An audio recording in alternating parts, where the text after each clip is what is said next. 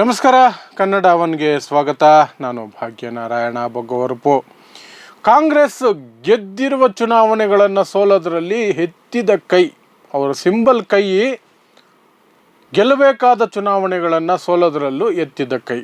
ಆ ಕೈ ಈ ಕೈ ಎರಡೂ ಸರಿ ಹೋಯಿತು. ಆದರೆ ಆ ಸೋಲಿನ ನಡುವೆ ಇರುತ್ತಲ್ಲ ಅವರ ಮೂರ್ಖತನ, ತಪ್ಪು ಲೆಕ್ಕಾಚಾರಗಳು ಮತ್ತು ಒಬ್ಬ ವ್ಯಕ್ತಿ ಯಾರಾದರೂ ಇರ್ತಾರೆ, ಅವರು ಇಡೀ ಗೇಮನ್ನು ಹಾಳು ಮಾಡಿ ಬಿಸಾಕಿರ್ತಾರೆ.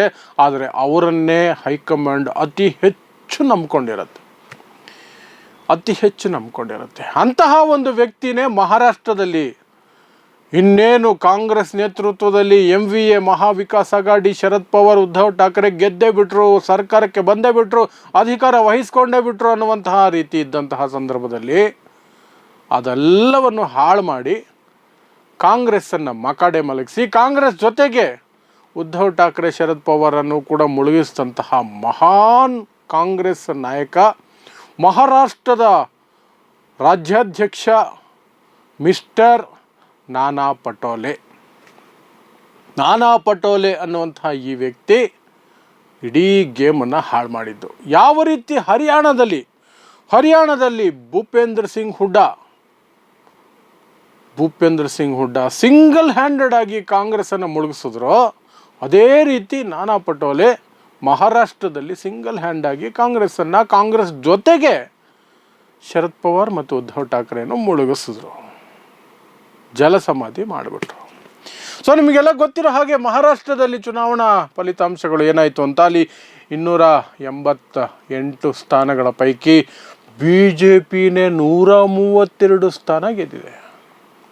ಅದರ ಜೊತೆಗೆ ಶಿವಸೇನೆ ಏಕನಾಥ್ ಶಿಂದೆ ಅವರದು 57 ಸ್ಥಾನ ಗೆದ್ದಿದೆ. ಅಜಿತ್ ಪವಾರ್ 10 ಸೀಟ್ ಗೆಲ್ಲೋದು ಕಷ್ಟ ಅಂತಿದ್ರು. ಅಯ್ಯೋ ಡೆಪಾಸಿಟ್ ಉಳಿಯಲ್ಲ ಅವ್ರಿಗೆ ಅಂತಿದ್ರು. ಅವರ NCP 41 ಸೀಟು ಗೆದ್ದುಕೊಂಡಿದೆ. ಅದಕ್ಕೆ ವಿರುದ್ಧವಾಗಿ ನಿಂತಿದ್ದಂತಹ MVA ಮಹಾವಿಕಾಸ್ ಅಘಾಡಿ, ರಾಷ್ಟ್ರ ಮಟ್ಟದಲ್ಲಿ ಇಂಡಿಯಾ ಮೈತ್ರಿಕೂಟ, ಕಾಂಗ್ರೆಸ್ಸಲ್ಲಿ ಗೆದ್ದಿದ್ದು 16 ಸೀಟು ಮಾತ್ರ.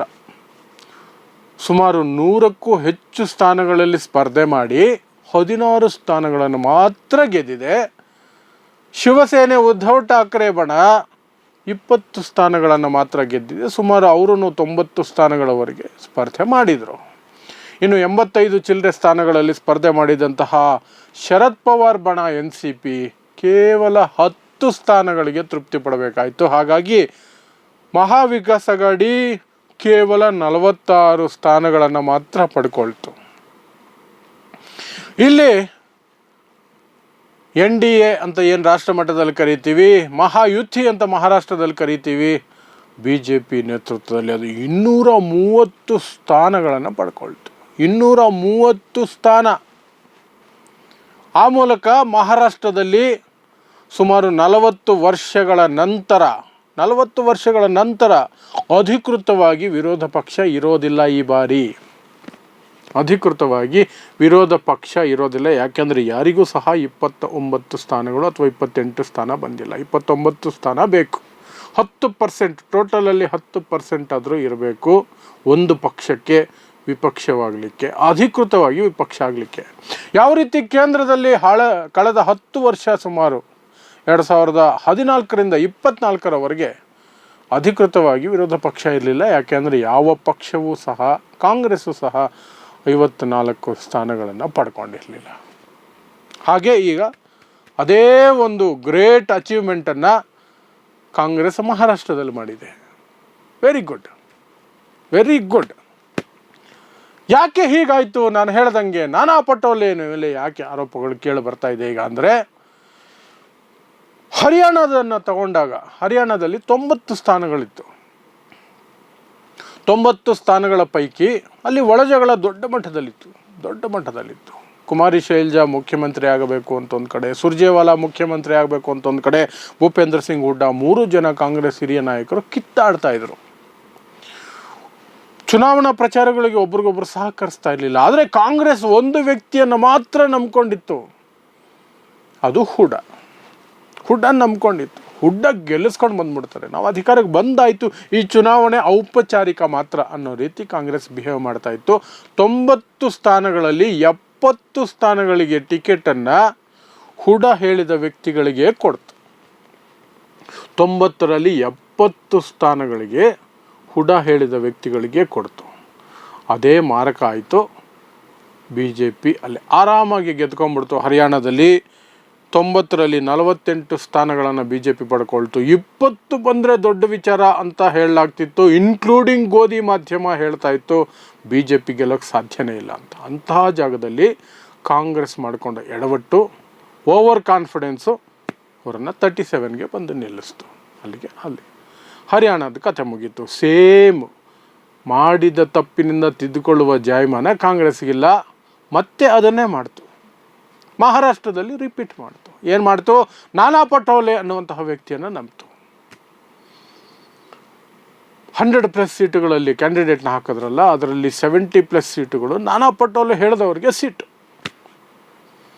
ಮತ್ತು ನಾನಾ ಪಟೋಲೆ ಪಟ್ಟು ಹಿಡಿದು ಕೂತರು ಮುಖ್ಯಮಂತ್ರಿ ಅಭ್ಯರ್ಥಿಯನ್ನು ಘೋಷಣೆ ಮಾಡಬೇಡಿ, ಕಾಂಗ್ರೆಸ್ ಭರ್ಜರಿ ಸೀಟುಗಳು ಬಂದ್ಬಿಡುತ್ತೆ, 80-90 ಸೀಟು ಕಾಂಗ್ರೆಸ್ ಬಂದ್ಬಿಡುತ್ತೆ, ಅವಾಗ ನಮ್ಮ ಕಡೆಯಿಂದ ಮುಖ್ಯಮಂತ್ರಿ ಆಗೋಣ. ಉದ್ಧವ್ ಠಾಕ್ರೆನ ಮುಖ್ಯಮಂತ್ರಿ ಅಭ್ಯರ್ಥಿಯಾಗಿ ಮಾಡಿದರೆ ಈ ಮಟ್ಟದ ಸೋಲಾಗ್ತಿರ್ಲಿಲ್ಲ. ಇನ್ನೊಂದಷ್ಟು ಸೀಟುಗಳಾದರೂ ಅಧಿಕೃತ ವಿಪಕ್ಷ ಆಗುವಷ್ಟಾದರೂ ಸ್ಥಾನಗಳು ಬರ್ತಿತ್ತೇನೋ. ಆದರೆ ಅದಕ್ಕೆ ನಾನಾ ಪಟೋಲೆ ಬಿಡಲೇ ಇಲ್ಲ.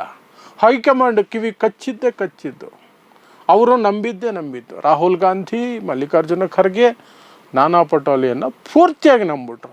ಯಾವ ರೀತಿ ಹರಿಯಾಣದಲ್ಲಿ ಹುಡಾನ್ ನಂಬಿದ್ರು, ಇಲ್ಲಿ ಬುದ್ಧಿ ಕಲೀಲಿಲ್ಲ, ಪಾಠ ಕಲೀಲಿಲ್ಲ, ಅದನ್ನೇ ರಿಪೀಟ್ ಮಾಡಿದ್ರು. ನಾನಾ ಪಟೋಲೆನ ಸಂಪೂರ್ಣವಾಗಿ ನಂಬಿದ್ರು. ಅವರು ಹೇಳಿದವ್ರಿಗೆ 3/4 ಸೀಟುಗಳನ್ನು ಕೊಟ್ಟರು. ನೆಲ ಕಚ್ಚಿತು. ಈ ಕಡೆ ಮುಖ್ಯಮಂತ್ರಿ ಅಭ್ಯರ್ಥಿನೂ ಘೋಷಣೆ ಮಾಡಲಿಲ್ಲ. ಎಲ್ಲ ರೀತಿಯಲ್ಲೂ ಕೂಡ ಸಫಾಯಿ ಆಗೋಯ್ತು. ಕ್ಲೀನಾಗಿ ಗುಡಿಸಿ ಪಕ್ಕಕ್ಕೆ ಸರಿಸ್ದಂಗೆ ಆಗೋಯ್ತು ಮಹಾವಿಕಾಸ್ ಅಘಾಡಿ ಗತಿ. ಇದಿಷ್ಟೇ ಅಲ್ಲ, ನಾನಾ ಪಟೋಲೆ ಅನ್ನುವಂತಹ ಈ ಮಹಾನ್ ವ್ಯಕ್ತಿ ಇದ್ದಾರಲ್ಲ, ಒಂದು ರಾಜ್ಯದಲ್ಲಿ ವಿಧಾನಸಭಾ ಚುನಾವಣೆಗಳು ನಡೀತಿರ್ಬೇಕಾದ್ರೆ, ತಾನು ರಾಜ್ಯದ ಅಧ್ಯಕ್ಷನಾಗಿರಬೇಕಾದ್ರೆ ಎಷ್ಟು ಅಲರ್ಟ್ ಆಗಿರಬೇಕು, ಎಷ್ಟು ಓಡಾಡಬೇಕು. ಈ ವ್ಯಕ್ತಿ ಕ್ಯಾಂಡಿಡೇಟ್ಗಳು 50 ಸಲ ಫೋನ್ ಮಾಡಿದ್ರು, 1 ಸಲನೂ ಫೋನ್ ಪಿಕ್ ಮಾಡ್ತಿರ್ಲಿಲ್ವಂತೆ. ಪಿಕ್ ಮಾಡೋದು ಬಿಡ್ರೆ, ರಿಂಗ್ ಆದರೆ ತಾನೇ ಸ್ವಿಚ್ ಆಫ್ ಇರ್ತಿತ್ತಂತೆ ಮೋಸ್ಟ್ ಆಫ್ ದಿ ಟೈಮ್. ಆದರೂ ಹೈಕಮಾಂಡ್ಗೆ ನಾನಾ ಪಟೋಲೆ ಮೇಲೆ ಎಲ್ಲಿಲ್ಲದ ನಂಬಿಕೆ. ಫೋನ್ 24 ಗಂಟೆಯಲ್ಲಿ 16 ಗಂಟೆ ಸ್ವಿಚ್ ಆಫ್ ಅಂತ ಕೆಲವರು ಆಪಾದನೆ. ಮೀಟಿಂಗ್ಗಳು ಕರೀತಾ ಇರಲಿಲ್ಲ, ಮೀಟಿಂಗ್ ಮಾಡ್ತಾ ಇರಲಿಲ್ಲ, ಕ್ಯಾಂಡಿಡೇಟ್ಸ್ ಜೊತೆ ಮಾತಾಡ್ತಿರ್ಲಿಲ್ಲ, ಸ್ಟ್ರಾಟಜಿ ಮಾಡ್ತಿರ್ಲಿಲ್ಲ. ಏನೋ ಆತನದೇ ಜಗತ್ತಲ್ಲಿ ಆತ ಬದುಕ್ತಿದ್ರು ಸಹ ಆತನೇ ರಾಜ್ಯಾಧ್ಯಕ್ಷ, ಆತನ ನೇತೃತ್ವದಲ್ಲೇ ಚುನಾವಣೆ, ಮುಖ್ಯಮಂತ್ರಿ ಅಭ್ಯರ್ಥಿ ಅಂತ ಬೇರೆ ನಾನಾ ಪಟೋಲೆ ಕನಸು ಕಾಣ್ತಾ ಇದ್ದಿದ್ದು. ಮುಖ್ಯಮಂತ್ರಿ ಅಭ್ಯರ್ಥಿ ಕೊನೆಗೆ ಅವ್ರ ಕೈಗೂ ಚಿಪ್ಪು, ಇವ್ರ ಕೈಗೂ ಚಿಪ್ಪು. ಅವರನ್ನು ಜೊತೆಯಲ್ಲಿ ಇಟ್ಕೊಂಡ ಕಾರಣಕ್ಕಾಗಿ, ಕಾಂಗ್ರೆಸ್ನ ಜೊತೆಯಲ್ಲಿ ಇಟ್ಕೊಂಡಿದ್ದಕ್ಕೆ ಶರದ್ ಪವಾರ್ಗೂ ಚಿಪ್ಪು ಪ್ಲಸ್ ಅವಮಾನ. ತನ್ನ ಅಣ್ಣನ ಮಗನಿಂದಲೇ ತನ್ನ ಪಾರ್ಟಿ ಕಳ್ಕೊಂಡು ಮತ್ತೆ ಮರುಸ್ಥಾಪನೆ ಮಾಡ್ಕೋಬೇಕು, ರಾಜಕೀಯವಾಗಿ ಮರುಹುಟ್ಟು ಪಡಿಬೇಕು ಅಂತ 84 ವರ್ಷದ ವಯಸ್ಸಿನಲ್ಲಿ ಹೋರಾಟ ಮಾಡ್ತಿದ್ದಂತಹ ಶರದ್ ಪವಾರ್, ಮಾರಣಾಂತಿಕ ಕ್ಯಾನ್ಸರ್ ನಡುವೆ 84 ವರ್ಷ ವಯಸ್ಸು ಬೇರೆ, ಇದರ ನಡುವೆ ಹೋರಾಟ ಮಾಡ್ತಿದ್ದಂತಹ ಶರದ್ ಪವಾರ್ಗೆ ಅವಮಾನ ಮತ್ತು ಸೋಲು. ತನ್ನ ತಂದೆ ಸ್ಥಾಪನೆ ಮಾಡಿದಂತಹ ಶಿವಸೇನೆ ಕಿತ್ಕೊಂಡಂತಹ ಏಕನಾಥ್ ಶಿಂದೆ ಬಣಕ್ಕೆ ಪಾಠ ಕಲಿಸ್ಬೇಕು, ಯಾರು ನಿಜವಾದ ಶಿವಸೇನೆ ಅಂತ ಸಾಬೀತು ಮಾಡಬೇಕು ಜನರ ಮೂಲಕ ಅಂತ ಹೊರಟಿದ್ದಂತಹ ಉದ್ಧವ್ ಠಾಕ್ರೆಗೂ ಅವಮಾನ ಮತ್ತು ಸೋಲು. ಇದಿಷ್ಟಕ್ಕೂ ಕಾರಣ ಕಾಂಗ್ರೆಸ್. ನೇರವಾಗಿ ಇವತ್ತು ಉದ್ಧವ್ ಠಾಕ್ರೆ ಅದನ್ನು ಹೇಳಬಿಟ್ರು, ಕಾಂಗ್ರೆಸ್ಸಿನಿಂದ ನಾವು ಸೋತಿದ್ದೀವಿ, ಕಾಂಗ್ರೆಸ್ ಓವರ್ ಕಾನ್ಫಿಡೆನ್ಸಿಂದ ನಾವು ಸೋತಿದ್ದೀವಿ ಅಷ್ಟೇ. ಅವರು ಏನೂ ಮಾಡಲಿಲ್ಲ, ಗೆದ್ದೇ ಬಿಟ್ವಿ ಅನ್ನೋ ಭ್ರಮೆಯಲ್ಲಿ ತೇಲ್ಕೊಂಡು ಓಡಾಡ್ತಿದ್ರು. ಯಾಕಂದರೆ 2024 ಚುನಾವಣೆಯಲ್ಲಿ ಅವರು ಒಳ್ಳೆಯ ಒಂದು ರಿಸಲ್ಟನ್ನು ಪಡ್ಕೊಂಡಿದ್ರು. 17 ಸ್ಥಾನಗಳಲ್ಲಿ ಪೈಪೋಟಿ ಮಾಡಿ 13 ಸ್ಥಾನ ಗೆದ್ದಿದ್ರು ಕಾಂಗ್ರೆಸ್ಸು. 17ರಲ್ಲಿ 13 ಗೆದ್ದಿದ್ದೀವಲ್ಲ ಲೋಕಸಭೆಯಲ್ಲಿ, ಅದು ಮೋದಿ ವಿರುದ್ಧ. ಇನ್ನು ವಿಧಾನಸಭೆಯಲ್ಲಿ ಏನು, ನೋ ವೇ, ನಾವು ಸೋಲೋಕ್ಕೆ ಚಾನ್ಸೇ ಇಲ್ಲ ಅಂದ್ಕೊಂಡು ಹೋದರು. ಈಗ ಅನುಭವಿಸ್ತಿದ್ದಾರೆ. ಅವರು ಮಾತ್ರ ಅನುಭವಿಸಲ್ಲ, ಮಹಾರಾಷ್ಟ್ರ ಅನುಭವಿಸುತ್ತೆ, ಮಹಾರಾಷ್ಟ್ರದ ಜನ ಅನುಭವಿಸ್ತಾರೆ, ಡೈರೆಕ್ಟಾಗಿ ಇಂಡೈರೆಕ್ಟಾಗಿ ಬೇರೆ ರೀತಿಯಲ್ಲಿ ಇಡೀ ದೇಶ ಅನುಭವಿಸುತ್ತೆ. BJPಯನ್ನು ಜನ ನಿಧಾನಕ್ಕೆ ಸೈಡ್ಗೆ ತಳ್ತಾ ಇದ್ರು. ಕಾಂಗ್ರೆಸ್ ಹರಿಯಾಣ ಮತ್ತು ಮಹಾರಾಷ್ಟ್ರದಲ್ಲಿ ಅದನ್ನು ಒಂದು ರೀತಿ ಬೆಳ್ಳಿ ತಟ್ಟೆಯಲ್ಲಿಟ್ಟು BJPಗೆ ಕೊಟ್ಟು ಅವರಿಗೆ ಮರುಜೀವ ಕೊಟ್ಟು ನರೇಂದ್ರ ಮೋದಿನ ಮತ್ತೆ ನಾನು ಮಾಡಿದ್ದು, ನಾನು ಹೇಳಿದ್ದು, ನನ್ನ ವಿರುದ್ಧ ಯಾರು ನಿಲ್ಲೋ ಹಾಗಿಲ್ಲ ಅನ್ನೋ ಪರಿಸ್ಥಿತಿಗೆ ನರೇಂದ್ರ ಮೋದಿನ ಮತ್ತೆ ಎತ್ಕೊಂಡೋಗಿ ನಿಲ್ಲಿಸಿರುವಂತಹ ಗಣಾಧಾರಿ ಕೆಲಸವನ್ನು ಕಾಂಗ್ರೆಸ್ ಮಾಡಿದೆ.